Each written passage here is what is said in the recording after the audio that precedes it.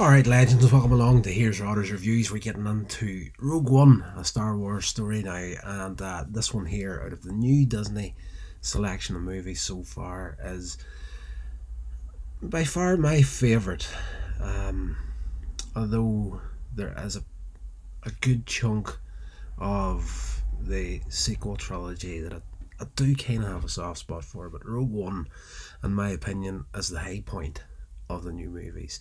And this one here is the movie that we didn't think we needed, but we were very glad to get, especially for that closing 15 to 20 minutes of the movie. It is phenomenal. The last battle in this film, absolutely brilliant, so well put together. But essentially, you've got the opening crawl in the original Star Wars, A New Hope, and it speaks about the rebels that stole the plans for the Death Star. This film essentially covers that story in a little bit more detail, and in all fairness, slightly different than what some of the dialogue later says. And Episode 4, New Hope, said there was many boffins died bringing us this information, and I don't recall any boffins been mentioned in this movie.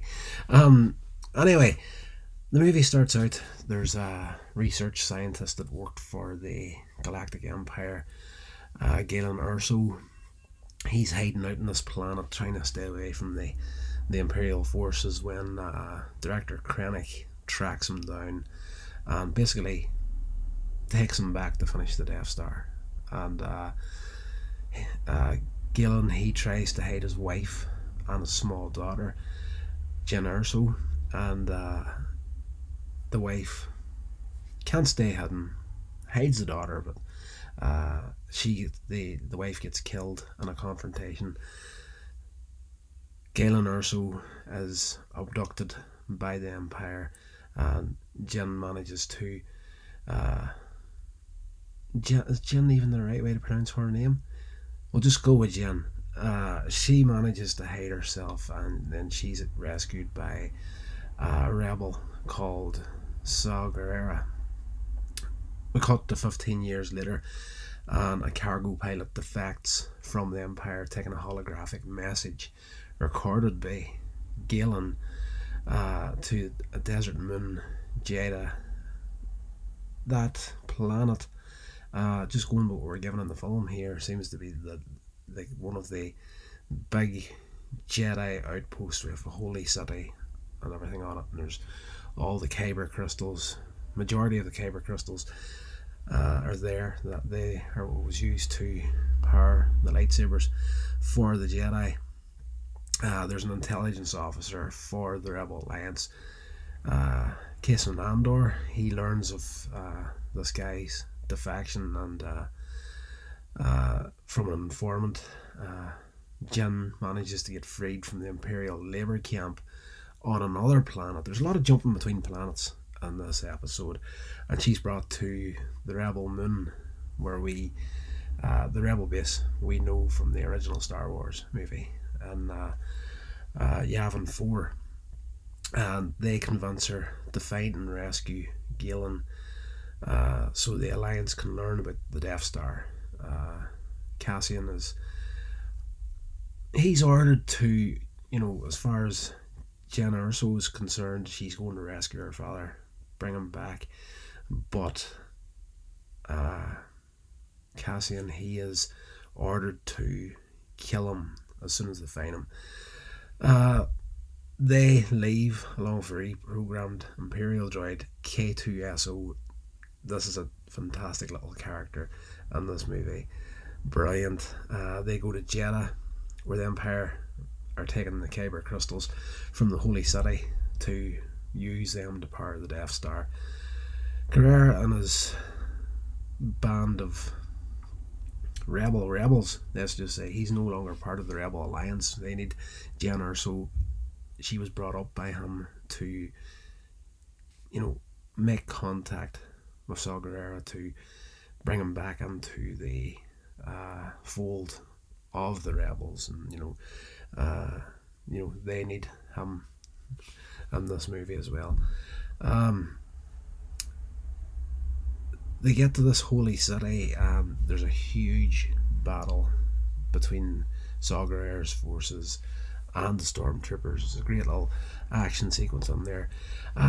During that part there in the holy city, Jen Erso accidentally bumps into someone on the street, and this guy turns around and he's like, "Here, you watch what you're doing." And it's the same two guys that were in the cantina in episode 4 that picked the fight with Luke Skywalker. So it's nice to have them thrown in there.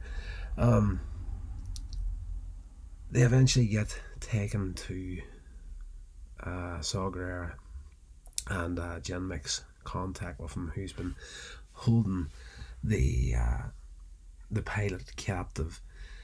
Gerrera shows her the message that her father sent out, in which Galen reveals he has secretly built a vulnerability into the Death Star and directs him to retrieve the plans from the Imperial data bank on the planet Scarif. And she's got a nice little moment through this hologram seeing her father. Hologram? There's a new word for you. This hologram seeing her father again for the first time in 15 years. And yes, it was tasty too that in this episode, that was the big criticism of the original Star Wars movie was, something so huge and they fire a single torpedo into this little port at the end of the trench and it blows up the whole thing. So to bring that into the context of the story and say no, that you might have complained about this for years, but here is why it was there. It was this guy that was forced to build the Death Star. He was on the side of the rebels all along, and he decided to be the best technician they had and be, so important to the Empire that they couldn't get rid of him. But at the same time, he was going to build in this failsafe to destroy the Death Star, and love the way it was done. On the Death Star, Krennic orders a low-powered test shot which destroys Jedha's holy city. Jin and her group take this pilot and they flee the moon, but Carrera remains to die with the city. He's fed up of running. He's not going to go any further. This is it. He's the end of his path, and he takes his death like a man. And of course, that's the last we'll see of him. Grand Moff Tarkin pops up in this film, and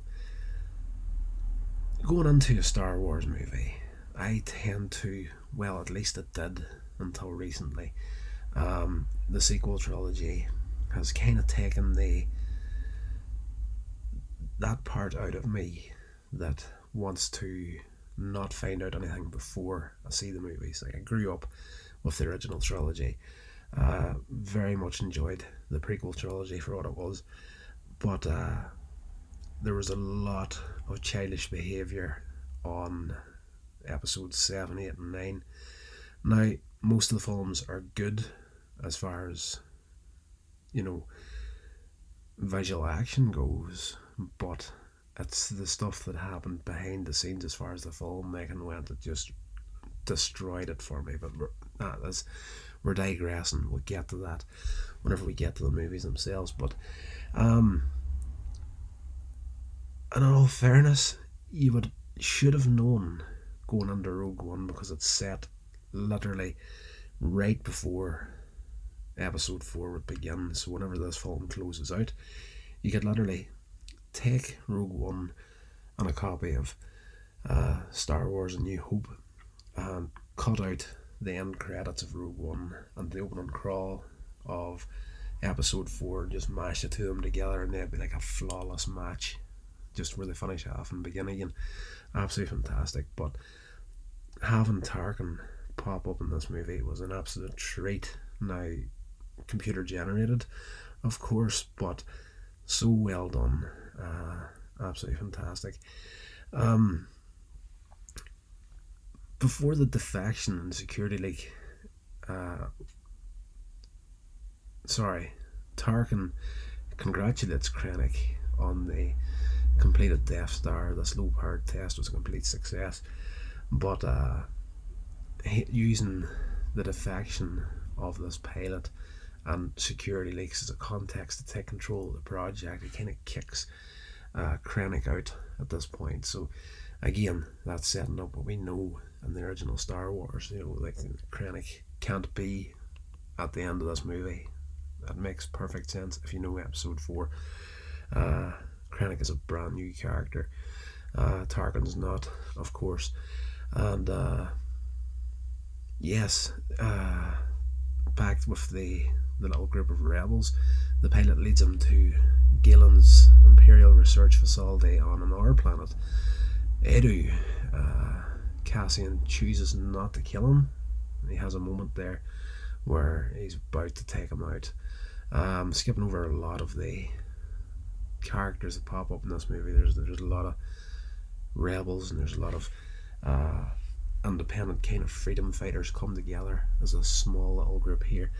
There's a guy who is blind but very much in touch with the Force, and he uses all his other senses to make up for his blindness. And he says to Jen at one point, Cassian goes up to this high peak looking over this research facility, and this guy asks, does he look like a bad man? I believe is the way as he put it. And his friend tells him now he's got the face of a friend. And when Jen questions him, the guy says the Force moves darkly around someone that's about to kill. So yes, throughout this part here, Krennic turns up, of course, knowing about the security leaks, where it came from, and he pretty much holds up Urso's men and demands who is the security leak, and threatens to shoot them all on the spot. And of course Galen steps up, trying to save his men, and admits that it was him that let the leak out to the rebels, but it's too late for his men. They're killed anyway. Jen manages to get up onto this platform just as the other rebels attack. Cassian does try to stop this, but he's too late. They're already engaged. And yes, with all the fighting, Galen is mortally wounded, but he manages to stay alive long enough for Jen to grab him, hold him in her arms, and like, "Daddy, it's me," sort of a thing. So it's a nice little moment. Krennic retreats. The little band of rebels steal an Imperial starship and head back to the Rebel Alliance base on Yavin 4. Jen proposes a plan to steal the Death Star plans using the Rebel fleet, but fails to gain approval from the Alliance Council, who feel victory against the Empire is now impossible with this new weapon. She's completely frustrated at their inaction, and she manages to get a group together to lead a small squad to raid the databank. And this is where the title of the movie comes from, when they're trying to lift off from the rebel base. And of course the command center comes across the intercom like, "Who's this? Who's in this ship? It's not cleared for launch." And one of the pilots says, they ask for their identity mark, and he's like, "Rogue One." So it's like, that's where Rogue One comes from. They arrive in Scarif with the stolen Imperial ship. Disguised, Jen and Cassian enter the base with K2SO while the other rebels attack the Imperial garrison. The Alliance learns of the raid that they didn't actually want to be a part of, and decide, okay, that's alright, we're going to go in there now, we're engaged, we have to back our guys up. It's a massive fight at the close of this film. All the characters that come together throughout the movie are slowly picked off one by one. That was the big thing in this movie. It was a standalone film. and of course it's about the group that stole the Death Star plans. And the first we see of them in the original movies was with Princess Leia. So everybody in this film is expendable. There's no surprise by the end of this that no one is left standing. It's the tension they managed to build up throughout the film is, and especially in this last fight. I've watched the film a couple of times now. I think this has probably been my fourth full watch of the movie, bar that last 5 or 6 minutes of it, because it's worth it on its own. But for a group of characters that are brought together in this movie, you do feel quite a close connection with them by the time you get to the end of it, most of them, and absolutely fantastic. And the one that you feel the most for is the droid K2SO. He sacrifices himself so Jin and Cassian can retrieve the data, but he's killed after he gets there's this like tower set up inside it with these mechanical hands where the data disk is at. He gets it to a certain point, but is destroyed before he can complete it, so he locks the door, leaving them with the only option to climb to the top of the tower and try and transmit the information to the rebels above the planet. But the planet has this mad energy shield that surrounds the entire planet, bar this hole at the very top with like that. It's like a hole in the ozone layer. You can turn this shield off and ships can come in and out. But when it's closed, they can't transmit off the planet, so they manage to get a small message through to the rebel ships in space, which you could look at as a slight plot hole, but it is what it is. So they manage to use a little ship to ram one Star Destroyer into the other, and they crash through the shield, knock it out, and that gives Jem the chance to hit the upload button, and it goes to the ships above.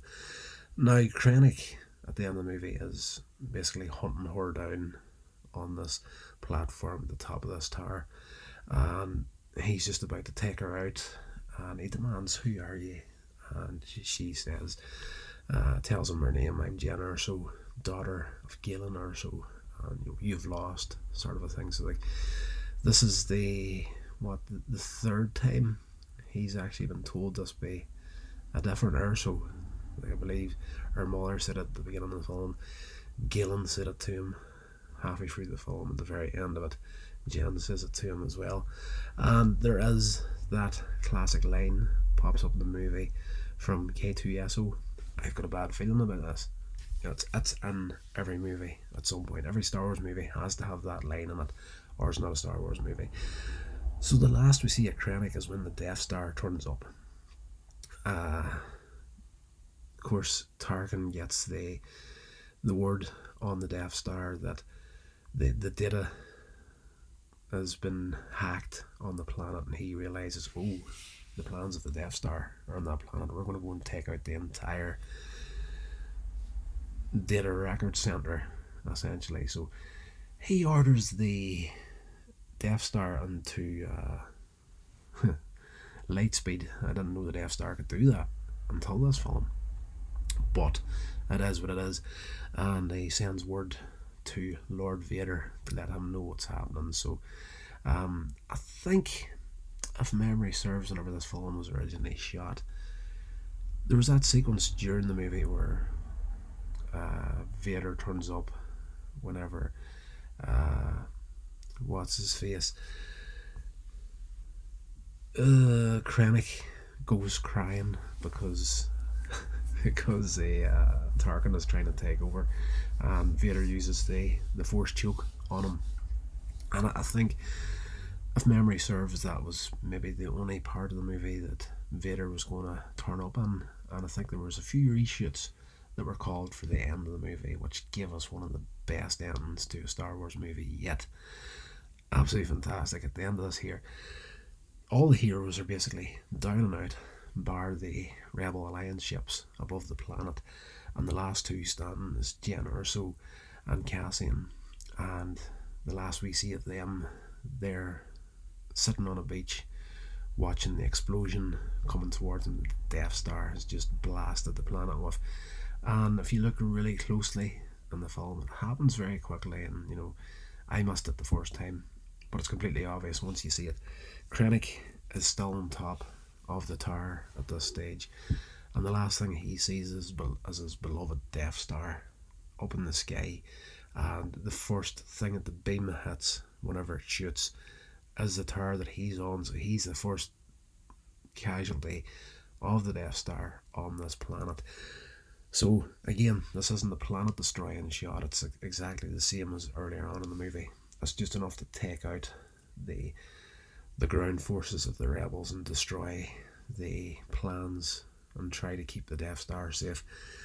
So the last we see of these two is the huge wall of light coming towards them of the explosion of what the Death Star has sent down. And then we get that ending that is just beautiful, absolutely beautiful. The one thing that we never seen a live action Darth Vader doing is what he does in this film. Now, we're used to in episodes 1 through 3, you had Anakin Skywalker fighting off people with a lightsaber, deflecting laser shots back.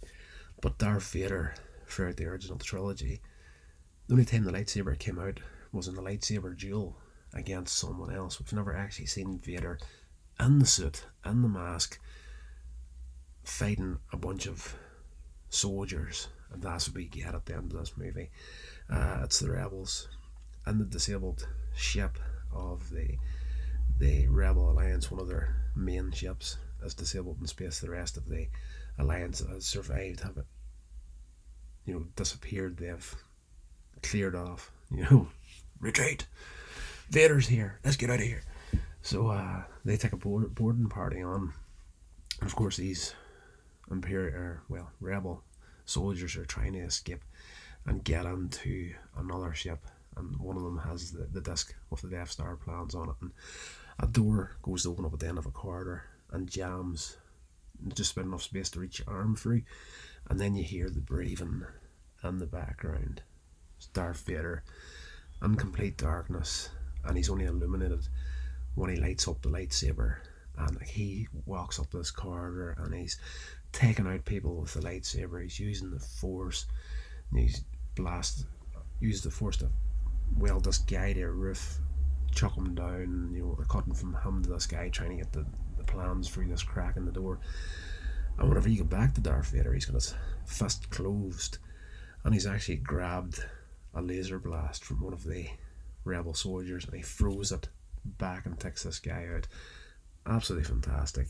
Of course, the soldiers manage to get the plans to this other ship and launch it at the last second, and Vader's left on the ship watching it disappear. So he cut inside the ship, and of course you know what's going to happen. Another thing you weren't expecting really until this final sequence where you start to realise, oh, this alarm sounds familiar, these corridors look familiar. Is this Princess Leia's ship? And of course the command center door opens and you see the white dress, the backs to the camera of course, and the Death Star plans is handed to this person in the dress. Now they could have quite easily just left it at that. We knew it was Princess Leia, but they did the computer generated face as well as the way they did for Tarkin in this movie. And this guy asks her, what have they sent us? And she says, hope. And that's where the movie ends. And absolutely fantastic. Now the computer generated face for Princess Leia and Governor Tarkin aren't 100% convincing. We still have that uncanny valley whenever it comes to that there. It's good enough to kind of pass, but it's not good enough for real close inspection. But absolutely brilliant. If you want to see how much this ending sequence affected some of the fans of Star Wars, look up some reactions to the ending to Rogue One. There's one And gosh, I couldn't even tell you the title of it because they're nearly all titled the same. Rogue One, ending reaction. There's this girl, she's sitting there, and this guy has her recorded, and like she's wound up, and she's, Darth Vader shows up and does his thing up the corridor, and she's like, "Oh wow, this and whatnot, and this is amazing," kind of deal. And then we keep going, and then the door opens up, and Princess Leia's there, and she says, "Open your girl." She's bawling tears. It's just people that grew up as small children and knowing episodes 4 through 6, A New Hope, Empire Strikes Back, Return of the Jedi, have a deep, deep, deep connection to these movies. And for a lot of people, Princess Leia was their first crush. And to be sitting in what year did that movie come out? It is quite a while ago now. I've got the net pulled up here as well. It was released December 10th, 2016. A wee bit longer than I thought it was. For people back from 77 to probably 86 in the original trilogy, and Princess Leia had been their first ever crush too. Sitting watching this movie and having the original Princess Leia pop up at the end of it was a damn treat for a lot of people. Absolutely fantastic, as I say. For me, this movie is the best of the Star Wars movies so far, and the new run of movies. I'm quite curious to see what they're going to do with the films now, because as far as I'm concerned, they absolutely...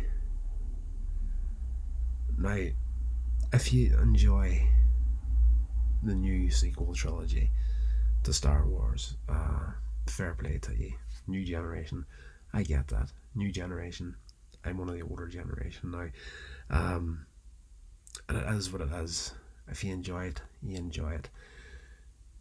But if you're into storytelling, you can't enjoy it.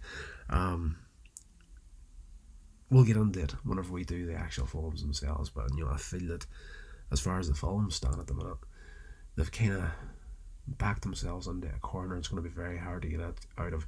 Now, through the shows, they're trying to correct a few of the things that they did, but maybe the damage is to such an extent that they can't fix it or bring it back to something like it. I genuinely, there's parts of the new movies, as far as 7, 8 and 9 goes, where whenever I was watching them, I was genuinely sitting there thinking, who the heck thought this was a good idea? Absolute insanity. Anyway, that's going to do it for this review, guys. Hope you enjoyed it. If you haven't hit that subscribe button yet, please consider doing it in this video. I would really, really appreciate it.